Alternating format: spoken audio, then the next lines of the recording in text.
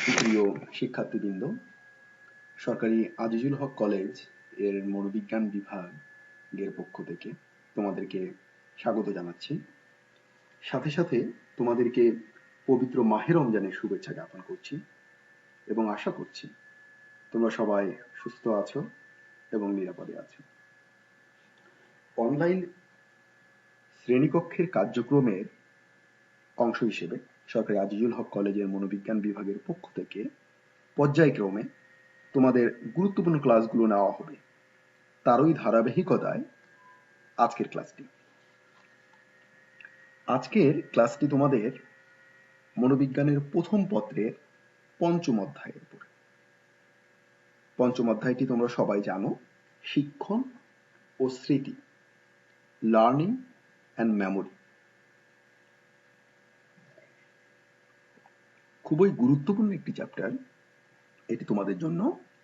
শুধু পরীক্ষার জন্যই না, পরীক্ষা বাদ দিয়েও শিক্ষণ এবং স্মৃতি নিয়ে তোমাদের একটা সম্যক ধারণা পাবার জন্য, যা আমাদের বাস্তব জীবনে খুবই গুরুত্বপূর্ণ, এই অধ্যায়টি তোমাদের ক্ষেত্রে খুবই গুরুত্বপূর্ণ ভূমিকা পালন করতে পারে। তোমরা লক্ষ্য করে থাকবে এই অধ্যায়ের দুইটি অংশ, একটি হচ্ছে শিক্ষণ অংশ আর একটি হচ্ছে স্মৃতি অংশ। আমরা পর্যায়ক্রমে দুটি অংশই শিখব, কিন্তু আজকের ক্লাসে আমরা শিক্ষণ অংশটা নিয়ে পড়াশোনা করব। আজকে শিক্ষণ অংশটা নিয়ে আমরা যে জিনিসগুলো শিখব তা হচ্ছে শিক্ষণ বলতে আমরা কি বুঝি, শিক্ষণের সংজ্ঞা কি, শিক্ষণের বৈশিষ্ট্যগুলো কি, এছাড়াও আমরা দেখব শিক্ষণের শর্তগুলো কি বা শিক্ষণের উপাদানগুলো কি। এগুলো বাদ দিয়েও আমরা শিখব শিক্ষণের শ্রেণী বিভাগ নিয়ে। তো আমরা শিক্ষণের প্রথম অংশে যাই। শিক্ষণ বলতে আমরা কি বুঝি, শিক্ষণ জিনিসটা কি। তোমরা সবাই ডাব্লিউ.বি. ওয়াটসনের নাম শুনেছ। তিনি একজন আচরণবিদ। তিনি শিক্ষণ নিয়ে খুব গুরুত্বপূর্ণ একটা কথা বলে গেছেন।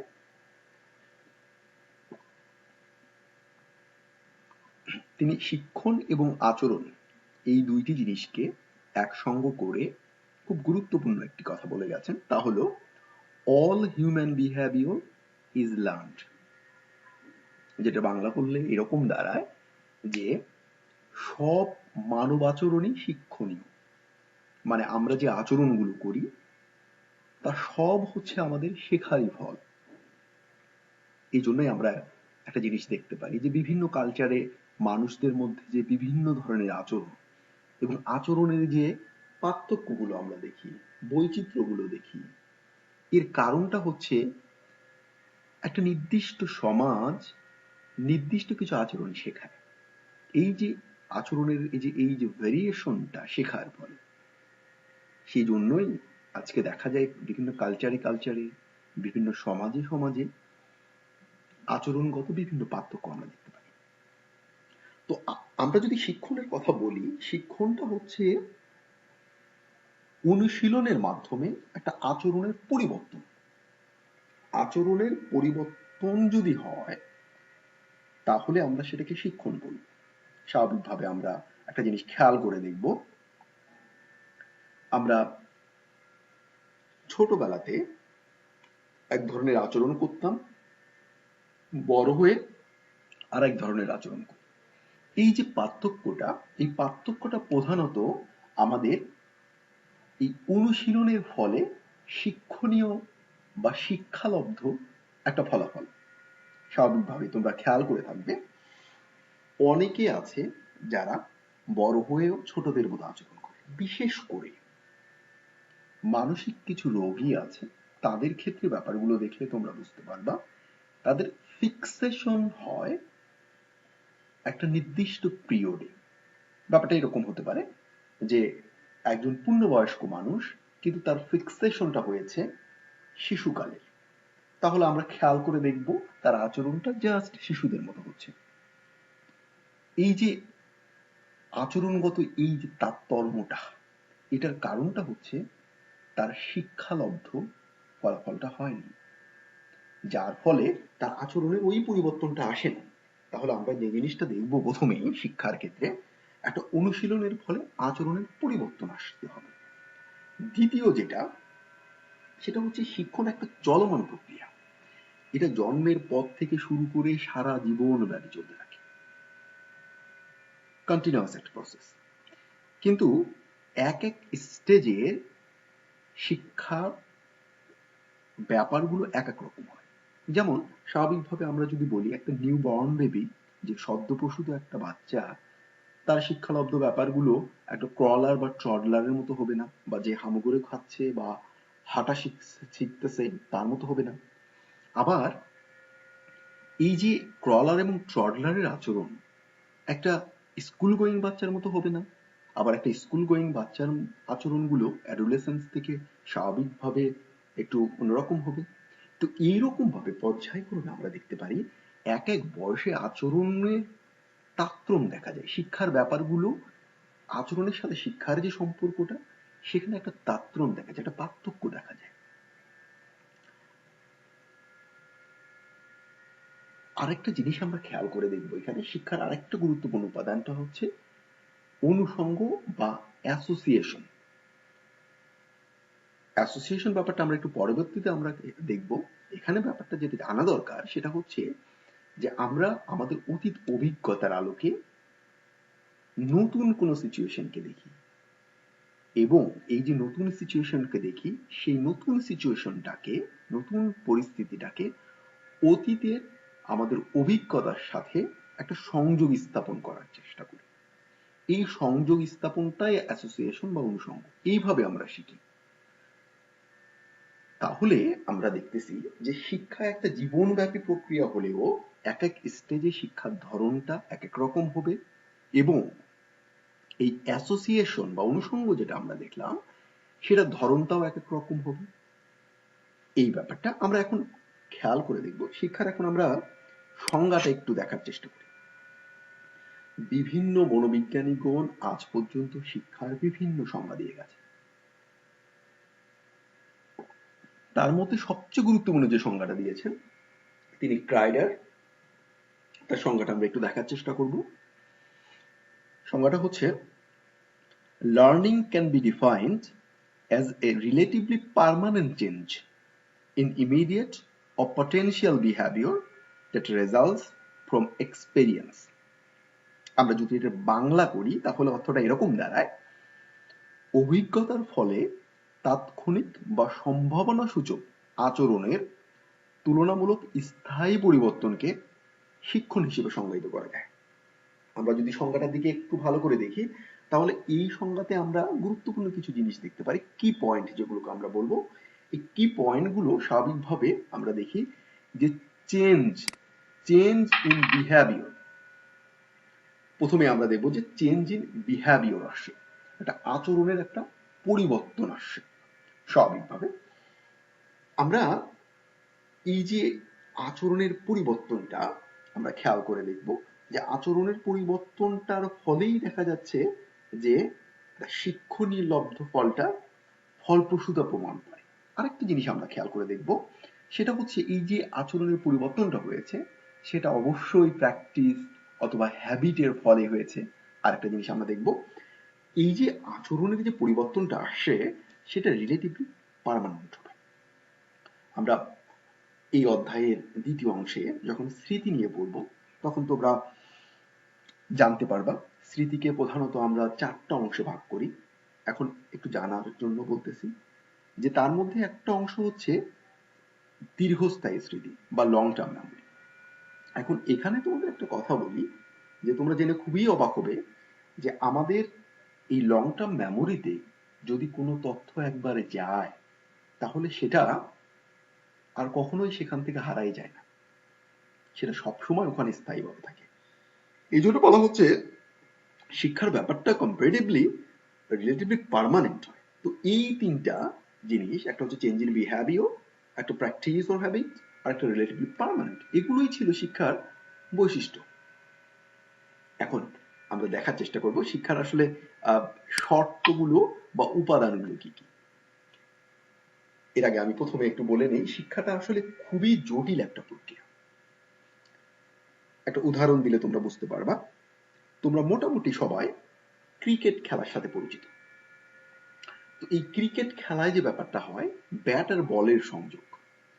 আমরা যদি যে কোনো একটা ইন্ডিভিজুয়ালকে নিই বা যে কোনো একটা ব্যক্তিকে নিই যে কখনোই ক্রিকেট খেলে নাই, তাকে যদি আমি বলি যে ব্যাটের সাথে বলের সংযোগ লাগানোর কথা, খুব আস্তে বল দেই, সে এই আস্তে বলও কিন্তু ব্যাটের সাথে বলের সংযোগ লাগাতে তার কষ্ট হবে। কিন্তু আমরা যদি একজন প্রফেশনাল ক্রিকেটারের কথা চিন্তা করি, তাহলে এই প্রফেশনাল ক্রিকেটাররা কি করে? একটা বল 140 কিলোমিটার/আওয়ার বেগে আসতেছে, এই এত দ্রুত বলটা একজন প্রফেশনাল ক্রিকেটার ওই তৎক্ষণাৎ সময়ের মধ্যে জাজ করে ফেলে যে বলটা আসলে বাউন্সার, না এটা ইন সুইঙ্গার, না আউট সুইঙ্গার। এই স্বল্প সময়ের মধ্যে বলটাকে জাজ করে আবার সে বলটা কিভাবে খেলতে হবে সেই ব্যাপারটাও সে নির্ধারণ করে, করে সেই অনুযায়ী সে ড্রাইভ করে। তাহলে দেখো, এই যে শিক্ষা ব্যাপারটা এতই জটিল যে শিক্ষার আগে ব্যাপারটা কেমন ছিল যে এত স্লো একটা বল সেটা ব্যাটের সাথে সংযোগ হচ্ছে, আবার শিক্ষার ফলে দেখা যাচ্ছে যে কত দ্রুততার সহিত কত সূক্ষ্মভাবে সে খেলতেছে। এখানে একটা ব্যাপার তোমাদের বলি, আমাদের শিক্ষা যে উপাদান ছিল তিনটা, বৈশিষ্ট্য তিনটা ছিল, ওর মধ্যে একটা ছিল হ্যাবিট বা প্র্যাকটিস। তোমরা খেয়াল করে দেখবা যে ক্রিকেটাররা কন্টিনিউয়াসলি প্র্যাকটিসের উপরে থাকে। এখন এই যে প্র্যাকটিস যত বেশি হবে তাদের অ্যাসোসিয়েশনটা, এই যে অনুষঙ্গটা তত ভালো হবে এবং তাদের শেখাটাও তত ভালো হবে। তোমরা যদি একটু নিউরাল কানেকশনের দিকে দেখো, তোমরা সবাই সিন্যাপসিং এর ব্যাপার জানো। নিউরাল সিন্যাপসিং মানে একটা নিউরনের সাথে আরেকটা নিউরনের যে সংযোগ। এই যে যখন একটা নতুন তথ্য আমাদের ব্রেইনে আমরা রাখি, তখন একটা নিউরাল কানেকশন তৈরি হয়ে যায়, একটা সিন্যাপস তৈরি হয়ে যায়। তো এখন এই ব্যাপারটা যতই প্র্যাকটিস করা হয় ততই এই সিন্যাপসিংটা ততই দৃঢ় হয়, যার ফলে ওই ব্যাপারটা আমরা তত বেশি মনে রাখতে পারি। কাজেই শিক্ষার ক্ষেত্রে প্র্যাকটিসটা খুবই গুরুত্বপূর্ণ একটা উপাদান। তো আমরা এই যে শিক্ষার যে উপাদানগুলো, সেই উপাদানগুলোর ক্ষেত্রে প্রথম যে ব্যাপারটা আমরা দেখব সেটা হচ্ছে সমস্যা। শিক্ষার উপাদান বা সত্যের মধ্যে প্রথম উপাদানটা হচ্ছে সমস্যা বা প্রবলেম। স্বাভাবিকভাবে আমরা সবাই জানি যে সমস্যা না থাকলে কোনো সমাধান হতো না, কোনো শিক্ষা অর্জন করা হতো না। এই জন্য সমস্যা আসে জন্যই স্বাভাবিকভাবে শিক্ষার পাথটা তৈরি হয়। স্বাভাবিকভাবে আমরা যদি বর্তমান অবস্থার দিকে তাকাই, গোটা পৃথিবীতে এখন করোনা মহামারীতে আক্রান্ত। এই মহামারীতে একটা বড় একটা সমস্যা হচ্ছে করোনা ভাইরাস বা কোভিড-19। এখন এই যে একটা সমস্যা, এই সমস্যা থেকে কিছু কিছু জিনিস আমাদের শিখতে হচ্ছে সায়েন্টিস্টদের বা যারা প্যাথোলজিস্ট তাদেরকে কিছু কিছু জিনিস শিখতে হচ্ছে। যেমন এই কোভিড-19 এর ভ্যাকসিনটা তৈরি করা যায় কিনা, এটার প্রতিষেধক কোনো ওষুধ বের করা যায় কিনা এবং এটা থেকে কিভাবে আমাদেরকে বাঁচানো যায়, এগুলো নিয়ে শেখার কাজ চলতেছে। এখন যদি ব্যাপারটা এরকম হতো, যদি কোভিড-19 পৃথিবীতে না আসতো, তাহলে এই ব্যাপারগুলো কিন্তু কখনোই আসতো না, এই সমস্যাও আসতো না, আমরা এই জিনিসটা শিখতাম না। কাজেই এই শিক্ষার উপাদানের মধ্যে একটা খুবই গুরুত্বপূর্ণ উপাদান হচ্ছে সমস্যা। সমস্যা আলোকে শিক্ষার পাথটা তৈরি হয়ে যায়। আরেকটা উপাদান আমরা দেখব, সেটা হচ্ছে অ্যাসোসিয়েশন বা সংযোগ। এর আগেই ব্যাপারটা নিয়ে আমি একটু কথা বলেছি। এখানে ব্যাপারটা তোমরা একটু খেয়াল করে দেখবা যে আমরা যখন নতুন একটা জিনিস শিখি তখন বেসিক্যালি আমরা আগের যে অভিজ্ঞতার আলোকে নতুন কোনো তথ্য যদি আমাদের কাছে আসে, তাহলে আগের অভিজ্ঞতার সাথে নতুন অভিজ্ঞতা যেটা আসে সেটা আমরা একটা সংযোগ স্থাপন করার চেষ্টা করি। এরকম সংযোগ স্থাপন করে আমরা শেখার চেষ্টা করি স্বাভাবিকভাবে। আমি যদি এরকম করে বলি, ধরো তোমরা পৃথিবীর যদি আমরা একটা নির্দিষ্ট এরিয়া নিই, ধরলাম ল্যাটিন আমেরিকার কথা যদি আমি বলি, ল্যাটিন আমেরিকার ধরো তোমরা মোটামুটি অনেকগুলো দেশের নাম জানো, 7টা-8টা দেশের নাম জানো। তখন তোমাদেরকে আমি একটা নতুন জিনিস শিখাইলাম, সেটা হচ্ছে যে ল্যাটিন আমেরিকার নতুন একটা দেশের নাম বললাম, ধরলাম চিলির কথা বললাম বা পেরুর কথা বললাম। এই দেশগুলো তোমাদেরকে বললাম এগুলো হচ্ছে ল্যাটিন আমেরিকার একটা দেশ। এই দুটো দেশ বাদ দিয়ে তোমরা অন্যান্য দেশগুলোর ব্যাপারে সব জানতা। ল্যাটিন আমেরিকা কোথায় সেটাও তোমরা জানো, ল্যাটিন আমেরিকার অন্যান্য দেশগুলো আছে সেটাও তোমরা জানো। এখন নতুন করে যখন এই দুটো দেশের কথা বললাম, তখন তোমরা করবা কি, তোমাদের ব্রেইন যে কাজটা করবে সেটা হচ্ছে ওই ল্যাটিন আমেরিকার অন্যান্য দেশের সাথে তোমাদের ব্রেইনে যে জায়গাটা ছিল, এই দুইটা নতুন দেশকে ওখানে একটা সংযোগ স্থাপন করবো। সংযোগ স্থাপন করার পরে এর পরবর্তীতে তোমাদেরকে যদি আমি জিজ্ঞেস করি যে ল্যাটিন আমেরিকার দেশগুলো কি কি, তখন তোমরা যে ওই যে 12টা দেশের নাম জানতা, এই দেশগুলোর সাথে এই দুটা দেশের সংযোগ স্থাপন করে তারপর তোমরা বলবা যে ল্যাটিন আমেরিকার এই এই দেশগুলো আছে। এটাই অনুষঙ্গ, বেসিক্যালি এটাই অ্যাসোসিয়েশন। আমরা অতীতে যে আমাদের মাথায় যে অভিজ্ঞতা বা তথ্যগুলো আছে সেটার আলোকে আমরা নতুন তথ্যগুলোকে একটা সংযোগ স্থাপন করার চেষ্টা করি, এটাই অ্যাসোসিয়েশন। আমরা এইভাবেই শিখি অনেক তথ্য। এখন এই অ্যাসোসিয়েশনে দুইটা গুরুত্বপূর্ণ উপাদান আছে। একটা হচ্ছে স্টিমুলাস স্টিমুলাস অ্যাসোসিয়েশন বা উদ্দীপক উদ্দীপক সংযোগ। যেমন ব্যাপারটা আমরা যদি এরকম করে খেয়াল করি, ধরো কোথাও আগুন লেগেছে, কোনো একটা বিল্ডিং এ আগুন লেগেছে। এখন তোমরা খেয়াল করে দেখবা যখন কোথাও আগুন লাগে সেখানে ধোঁয়া চলে আসে। এখন তোমাদেরকে যদি আমি বলি আগুনের কথা, তোমাদের মাথায় কিন্তু অটোমেটিক ধোঁয়ার কথাটা চলে আসবে। তার মানে এই যে স্টিমুলাস, এখানে উদ্দীপকটা হচ্ছে একটা আগুন, একটা ধোঁয়া। এখন এই যে দুইটা উদ্দীপক, দুইটা স্টিমুলাস, তোমাদের কাছে কিন্তু অটোমেটিক্যালি দুটো একই সাথে সংযোগ স্থাপন হয়ে আছে ব্রেইনে অলরেডি। তোমরা ছোটবেলা থেকে দেখে আসতেছো যেখানে আগুন হয় সেখানে ধোঁয়া হয়। তো কাজে এখন যদি আমি তোমাদেরকে বলি যে আগুনের কথা, তোমাদের মাথায় কিন্তু ধোঁয়ার কথাও চলে আসবে। এই যে উদ্দীপক উদ্দীপক সংযোগটা, এটা এরকম। এখন আরেকটা গুরুত্বপূর্ণ অ্যাসোসিয়েশনের কথা যদি আমি বলি, উদ্দীপক প্রতিক্রিয়া সংযোগ। তোমরা সবাই ট্রাফিকিং সিগন্যালের ব্যাপারে তোমরা সবাই জানো। রাস্তায় বের হয়েছো, গাড়ির যে সিগন্যাল গুলো হয়, বিভিন্ন বাতিগুলো যেগুলো জ্বলে সেগুলো ব্যাপারে তোমরা সবাই মোটামুটি জানো। তো স্বাভাবিকভাবে একটা গাড়ি যদি চলে, সেখানে যদি লাল বাতি জ্বলে, তোমরা সবাই জানো যে গাড়িটাকে থেমে যেতে হবে। এই যে এখানে স্টিমুলাসটা হচ্ছে লাল বাতিটা। বা কখনো যদি এরকম হয় সবুজ বাতি জ্বলে, গাড়িটা চলবে। আচ্ছা, এই সবুজ বাতিটা হচ্ছে এখানে স্টিমুলাস। এই স্টিমুলাসের আলোকে একটা প্রতিক্রিয়া হচ্ছে, সে প্রতিক্রিয়াটা হচ্ছে হয় গাড়ি থামা অথবা গাড়ি চলা। এই যে প্রতিক্রিয়াটা, এই যে স্টিমুলাসের আলোকে, সেটাকেই আমরা বলি হচ্ছে উদ্দীপক প্রতিক্রিয়া সংযোগ। আমরা কিন্তু ব্যাপারটা নিয়ে পুরোপুরি ওয়াকিবহাল যে এই স্টিমুলাসটা যদি হয় এই প্রতিক্রিয়াটা দিতে হবে। লাল বাতি, লাল বাতির স্টিমুলাসটা যদি আসে গাড়ি থামার প্রতিক্রিয়া দিতে হবে।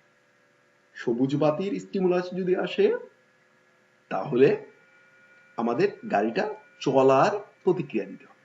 আবার যদি আমি অন্যভাবে বলি, ধরো একটা ক্লাসরুমে যখন শ্রেণীকক্ষে যখন তোমাদের কোনো শিক্ষক প্রবেশ করে, তোমরা সবাই দাঁড়াও। এই যে এক্ষেত্রে তোমাদের শিক্ষকটা হচ্ছে স্টিমুলাস এবং তোমাদের এই স্টিমুলাসের আলোকে প্রতিক্রিয়াটা হচ্ছে সবাই তোমরা দাঁড়াচ্ছ। এটাই হচ্ছে উদ্দীপক প্রতিক্রিয়া সংযোগ। আরেকটা জিনিস, গুরুত্বপূর্ণ একটা ব্যাপার আমরা পরবর্তীতে শিখবো শিক্ষার ক্ষেত্রে, আরেকটা গুরুত্বপূর্ণ উপাদান, সেটা হচ্ছে মোটিভেশন বা প্রেরণা। খুবই গুরুত্বপূর্ণ একটা জিনিস শেখার ক্ষেত্রে।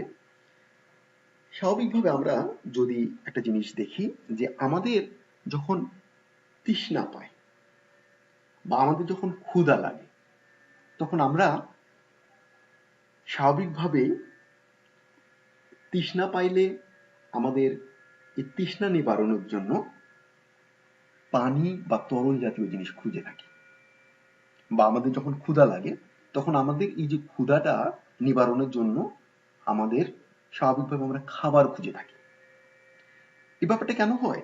যখন আমাদের মধ্যে তৃষ্ণা বা ক্ষুধা বা যে কোনো ধরনের একটা ড্রাইভ তৈরি হয়, তখন স্বাভাবিকভাবেই আমাদের বডির মধ্যে একটা নিড তৈরি হয়ে যায়, একটা প্রয়োজনীয়তা তৈরি হয়ে যায় যে এই জিনিসটা আমার এখন লাগবে।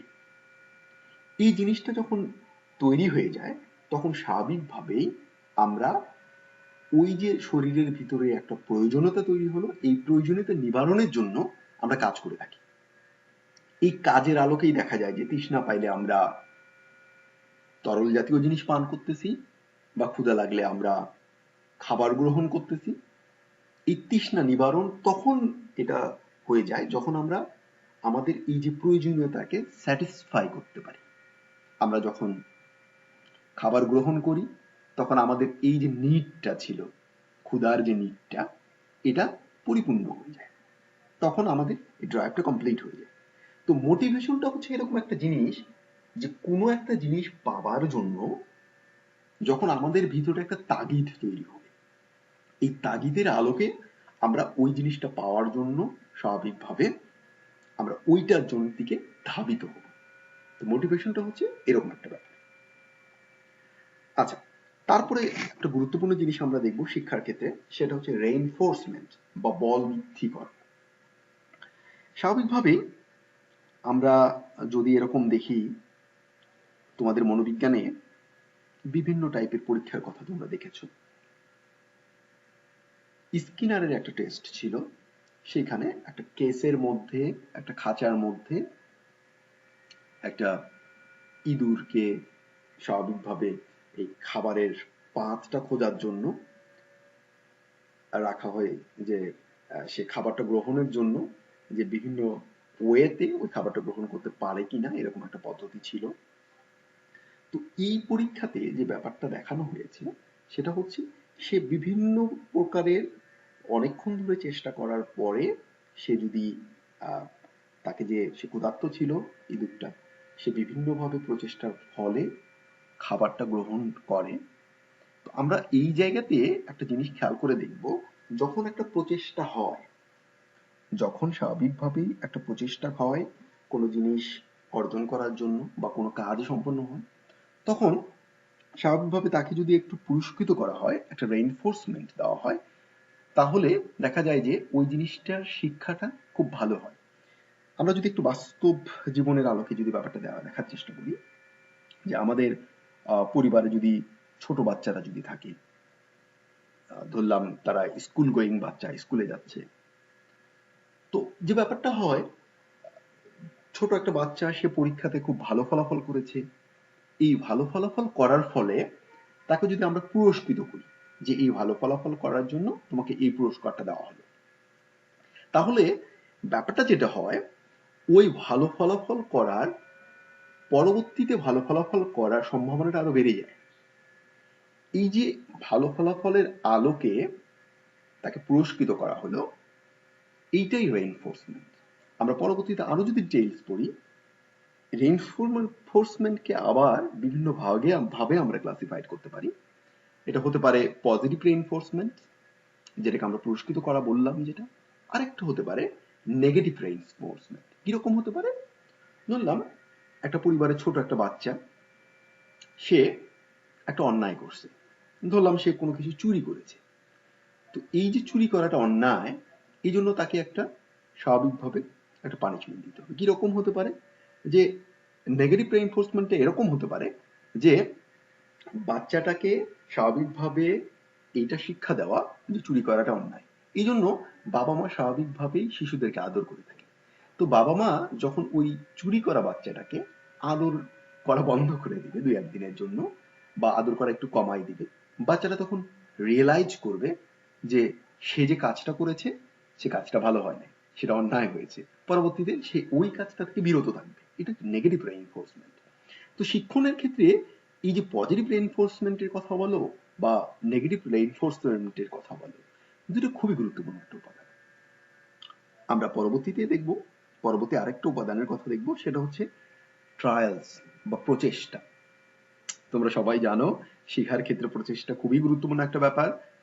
এই যত প্রচেষ্টার পরিমাণটা যত বেশি হবে, নিউরাল স্ন্যাপসিংটা তত বেশি হবে এবং আমাদের শিক্ষণটাও তত দৃঢ় হবে। কাজেই প্রচেষ্টা শিক্ষার গুরুত্বপূর্ণ একটা উপাদান। আরেকটা জিনিস আমরা দেখি, কন্টিগুইটি বা নৈকট্য, খুবই গুরুত্বপূর্ণ একটা উপাদান। তোমরা মনোবিজ্ঞানে প্যাভলোভের কথা শুনেছ। প্যাভলোভ সোভিয়েত ইউনিয়নের একজন ফিজিশিয়ান ছিলেন এবং তিনি প্রথম সোভিয়েত ইউনিয়নের নোবেল প্রাইজ লরিয়েট। এই প্যাভলোভ কুকুর নিয়ে একটা গবেষণা করেছে, যেটা আমরা পরবর্তীতে দেখবো, ক্লাসিক্যাল কন্ডিশনিং নিয়ে আমরা পরবর্তীতে দেখবো। এখানে ব্যাপারটা হচ্ছে, ওই গবেষণাতে, এখন তোমাদের একটু জানার জন্য আমি বলি, ওই গবেষণাতে যে ব্যাপারটা ছিল যে একটা বেল বাজানো হতো এবং বেল বাজানোর পরে কুকুরকে মিট পাউডার বা মাংসের পাউডার দেওয়া হতো। তো এখন প্যাভলভ যে ব্যাপারটা পরবর্তীতে দেখে ক্লাসিক্যাল কন্ডিশনিং এ, যে এই যে শুধু বেল বাজানোর পরে কুকুরের মাংস পাউডার দেওয়ার আগেই স্যালিভা সেক্রেট হয় বা লালাকরণ হয়। তো উনি পরবর্তীতে আমরা ব্যাপারগুলো যদিও দেখবো, তারপর এখন একটা জিনিস বলি, সেটা হচ্ছে উনি বেসিক্যালি দেখতে চাইছে যে এই যে স্বাভাবিকভাবে একটা সহজাত প্রবৃত্তি হচ্ছে, কোন একটা খাবার যদি আমাদের সামনে আসে আমাদের লালাকরণ হবে, কিন্তু উনি দেখে যে শুধু বেল বাজানোর পরেই কুকুরের লালাটা খরণ হচ্ছে। তো উনি স্বাভাবিকভাবে এই দুইটার অ্যাসোসিয়েশন করার চেষ্টা করেছেন, যে মিট পাউডার যেমন লালা সেক্রেট করে, এই যে কন্ডিশনিং হওয়ার পরে বেলটাও লালা সেক্রেট করবে।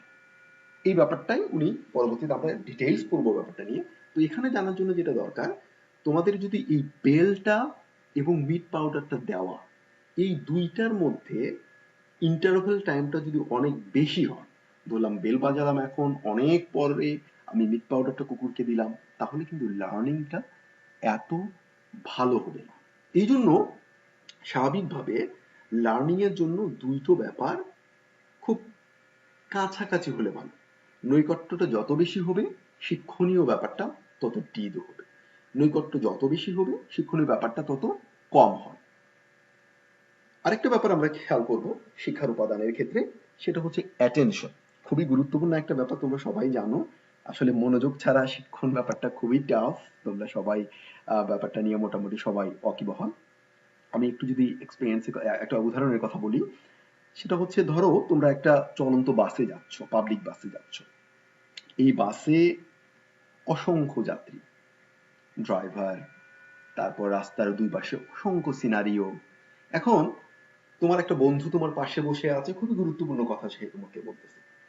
এখন তুমি যদি এই বাসের যতগুলো লোক আছে সবাই কেউ না কেউ কোনো না কোনো কথা বলতেছে, বাইরের সিনারিও গুলো আছে সেগুলোও দেখা যায়, সেখানেও অ্যাটেনশন দেওয়া যায়, বাসের অন্যান্য যাত্রীরা আছে তাদের দিকেও অ্যাটেনশন দেওয়া যায়, এবং তোমার বন্ধু যে গুরুত্বপূর্ণ কথাগুলো বলতেছে সেখানেও তোমার অ্যাটেনশন দেওয়া যায়।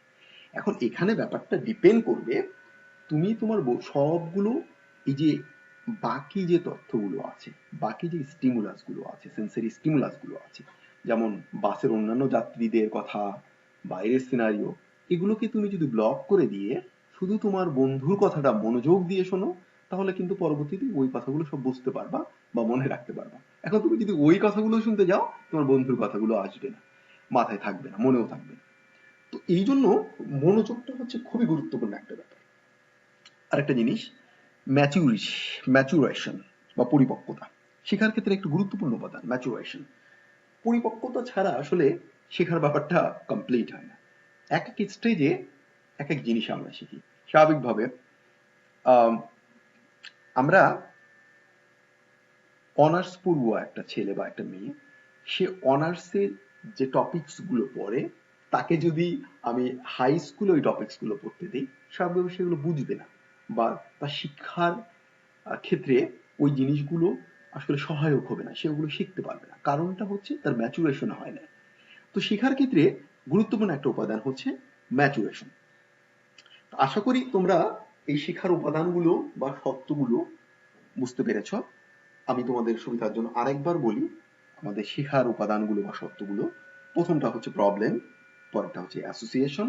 এই অ্যাসোসিয়েশনকে আবার দুই ভাগে ভাগ করেছি আমরা, stimulus association, stimulus response association.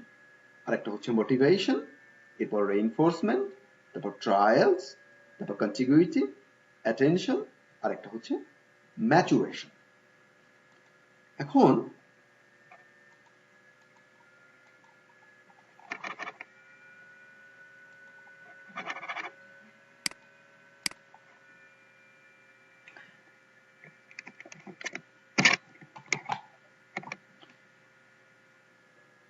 আমরা এই শিক্ষণের শ্রেণী বিভাগ নিয়ে আমরা একটু পড়বো।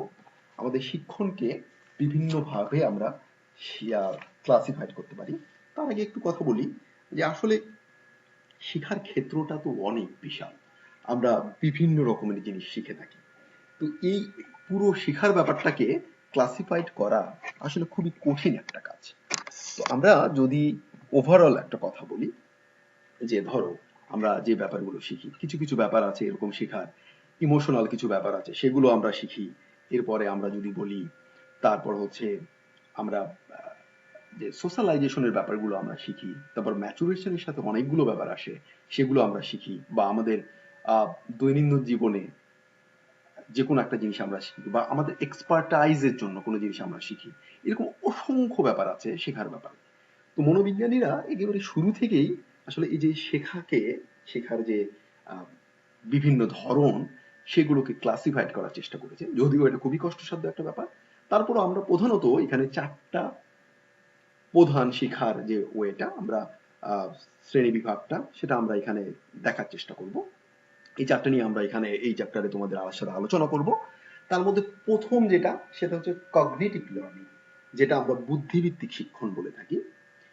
এরপরে হচ্ছে ট্রায়াল অ্যান্ড এরর লার্নিং, বা ভুল প্রচেষ্টা সংশোধনের মাধ্যমে একটা শিক্ষণ। আর একটা হচ্ছে ক্লাসিক্যাল লার্নিং, যেটা হচ্ছে চিরায়ত সাপেক্ষীকরণ। আর একটা হচ্ছে অপারেন্ট লার্নিং, যেটা সহায়ক শিক্ষণ। আমরা এগুলো নিয়ে ডিটেইলস আমরা পড়বো। প্রথমে আমরা এখানে যে জিনিসটা নিয়ে পড়বো সেটা হচ্ছে কগনিটিভ লার্নিং। দেখো, কগনিটিভ লার্নিং এর কথা যদি বলি, এখানে একটা গুরুত্বপূর্ণ একটা ব্যাপার যে আমরা স্বাভাবিকভাবে আমরা নতুন যখন একটা পরিবেশে আসি, একটা নতুন পরিবেশে আসার পরে আমরা পরিবেশের সাথে খাপ খাইয়ে নিই। এই যে খাপ খেয়ে নেওয়ার ফলে আমরা এই ব্যাপারটা যেটা হয়, তোমরা চিন্তা করে দেখো যে নতুন ধরো একটা পরিবেশে তোমরা আসছো, নতুন পরিবেশে এসে স্বাভাবিকভাবে নতুন অবস্থাতে তোমরা ওইভাবে অ্যাডাপ্ট করতে পারো না। কিন্তু কিছুদিন যাওয়ার পরে ওই পরিবেশের সাথে দেখা যাচ্ছে যে তোমরা খাপ খাইয়ে নিচ্ছ। কারণটা হচ্ছে ওই পরিবেশের যে পরিবর্তনগুলো, তোমরা আগের যে পরিবেশে ছিলে সেই পরিবেশের সাথে নতুন যে পরিবেশটা, এই পরিবেশের যে পরিবর্তনটা, এখানে এই যে পরিবর্তনটা তোমরা এই নির্দিষ্ট সময়ের মধ্যে শিখে ফেলো। এই শিখে ফেলার পরেই দেখা যায় যে তোমরা ওই পরিবেশের সাথে নিজেদেরকে অ্যাডাপ্ট করে নিচ্ছ। এখন এই যে কগনিটিভ লার্নিংটা হচ্ছে ব্যাপারটা এরকম যে এখানে বেসিক্যালি তোমরা কিছু গুরুত্বপূর্ণ তোমরা উপাদান কিছু দেখবা। সেটা হচ্ছে তোমাদের অ্যাসোসিয়েশন হয়। আমরা আগেও একটা কথা বলেছি, সেটা হচ্ছে যে অ্যাসোসিয়েশনটা হচ্ছে এরকম একটা ব্যাপার যে অতীতে আমাদের যে অভিজ্ঞতা আছে সেই অভিজ্ঞতার সাথে নতুন যে অভিজ্ঞতাটা হচ্ছে, নতুন যে শিক্ষাটা হচ্ছে অতীতের শিক্ষার সাথে, ওটা একটা সংযোগ স্থাপন। তো তোমরা যখন নতুন একটা পরিবেশে নিজেদেরকে খাপ খাইয়ে নিবা, তখন ব্যাপারটা হয় যে তোমাদের অতীত অভিজ্ঞতা আছে, অতীত অভিজ্ঞতাতেও তোমরা নতুন পরিবেশের সাথে খাপ খাইয়ে নিয়েছো। তো এই অভিজ্ঞতাটাকে কাজে লাগিয়ে নতুন পরিবেশের সাথে নতুন ভাবে তোমরা খাপ খাইয়ে নিতে ওই যে নতুন যে শিক্ষার ব্যাপারটা, এটা একটা সংযোগ স্থাপন করো। সংযোগ স্থাপন করে নতুন পরিবেশের সাথে তোমরা খাপ খাইয়ে নাও।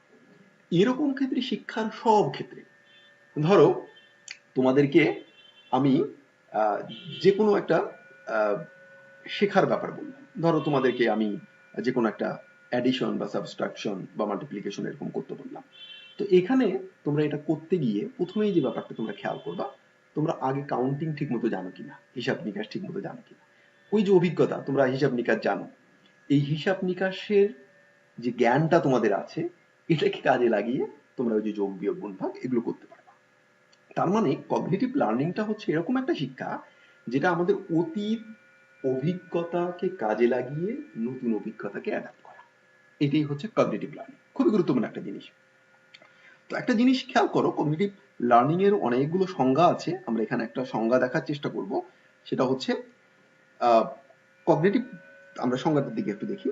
Cognitive learning is a change in the way of information is processed as a result of experience that a person or animal has had.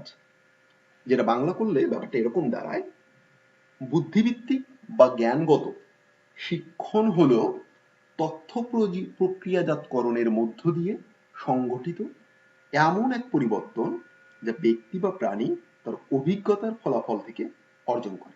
এখানে একটা গুরুত্বপূর্ণ ব্যাপার আছে, তোমরা খেয়াল করো। দেখো এই জিনিসটার দিকে একটু খেয়াল করবা তোমরা, যে change in the way of information is proceed. আমরা স্বাভাবিকভাবে ইনফরমেশন বা তথ্য যেটা বলি সেটা একটা প্রক্রিয়াজাত প্রসেস। যেমন হয় কি, অনেকগুলো ডাটার ফলে একটা ইনফরমেশন আমরা যাই। তো এই যে আমরা মাথায় যখন নতুন একটা তথ্য রাখি বিভিন্ন ডাটার আলোকে, সেটা আমাদের মাথায় স্টোর থাকে। তো একটা এই যে মাথায় তথ্যটাকে স্টোর করে রাখার একটা পদ্ধতি আছে। তো যখন আমাদের এই কগনিটিভ লার্নিংটা হচ্ছে এরকম একটা শিক্ষা, যে আমাদের এই যে নতুন তথ্যটা যে মাথায় রাখি, এই ওয়েটা, এই প্রসেসটায় পরিবর্তিত হয়। যেমন আমরা যদি উদাহরণের কথা বলি, যে ছোটবেলায় আমরা অনেকগুলো ব্যাপার আছে যেগুলো আমরা একভাবে চিন্তা করতাম, বড় হয়ে ব্যাপারগুলো আমরা অন্যভাবে চিন্তা করি। কারণ হচ্ছে আমাদের ওয়ে অফ চেঞ্জ হয়, যে way of information is proceed, এই জিনিসটা চেঞ্জ হয়ে যায়, আমাদের ইনফরমেশন প্রসেস করার ওয়েটা চেঞ্জ হয়ে যায়। কগনিটিভ লার্নিংটা হচ্ছে এরকমই একটা শিক্ষা, যেটা হচ্ছে আমাদের ইনফরমেশন প্রসেস করার ওয়েটা চেঞ্জ করে দেয়।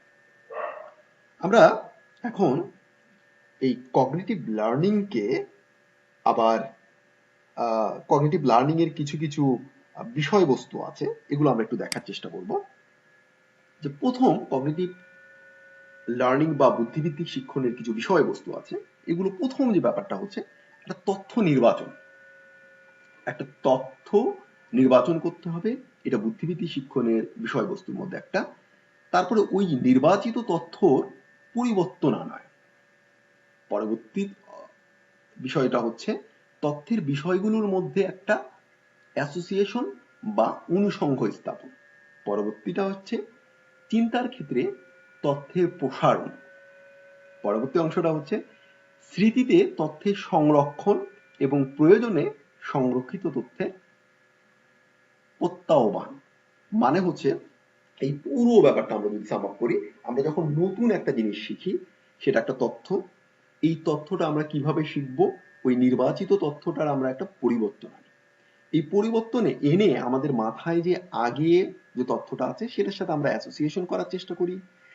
অ্যাসোসিয়েশন করে ওই জিনিসটা যখন আমাদের মাথায় থাকে, তখন আমাদের চিন্তার একটা ক্ষেত্র তৈরি হয়ে যায়, আলাদা একটা ক্ষেত্র তৈরি হয়ে যাচ্ছে।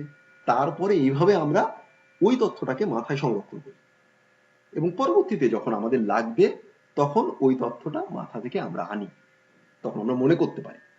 এই পুরো ব্যাপারটাই হচ্ছে কগনিটিভ লার্নিং এর বিষয়বস্তু, খুবই গুরুত্বপূর্ণ একটা ব্যাপার। এখন কগনিটিভ লার্নিংটা হচ্ছে খুব ব্রড একটা ব্যাপার, আমরা আরো অনেক কিছু দেখবো কগনিটিভ লার্নিং এর মধ্যে। তো প্রথমত এই কগনিটিভ লার্নিং কে বেসিক্যালি 4 ভাগে আমরা ভাগ করতে পারি। সেখানে তোমরা খেয়াল করে দেখবা, একটা হচ্ছে ইনসাইটফুল লার্নিং বা অন্তর্দৃষ্টিমূলক শিক্ষণ, একটা হচ্ছে ল্যাটেন্ট লার্নিং সুপ্ত শিক্ষণ, একটা হচ্ছে ইনসিডেন্টাল লার্নিং প্রাসঙ্গিক শিক্ষণ, আর একটা হচ্ছে ইমিটেশন এবং মডেলিং অনুকরণ বা মডেলিং। এগুলো ভাবে দেখা যায় যে আমাদের কগনিটিভ লার্নিংটা হয়ে থাকে। তো আমরা আমাদের পরবর্তী ক্লাসে এই কগনিটিভ লার্নিং এর এই জিনিসগুলো ভালো করে শিখে থাকবো। তোমাদেরকে অসংখ্য ধন্যবাদ। আশা করি আজকের ক্লাসের এই বিষয়বস্তুগুলো